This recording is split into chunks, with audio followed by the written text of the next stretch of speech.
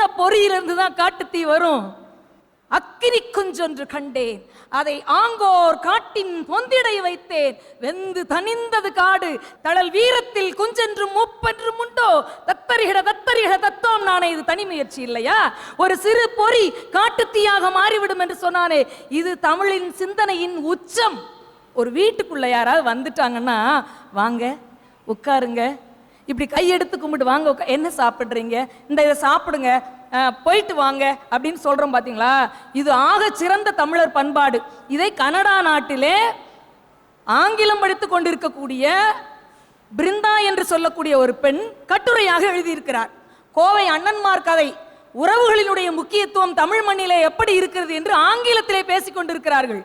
நான் இந்த மேடையிலே நடுவருடைய அனுமதியோடு ஒரு பணிவான கருத்தை இங்கே வைக்கிறேன். அன்பு நண்பர்களே, தமிழ் பேசுகிறவர்கள் எல்லாம் தமிழர்கள் அல்ல. தமிழுக்காக யார் பேசுகிறார்களோ அவர்கள் மட்டும்தான் தமிழர்களாக இருக்க முடியும்.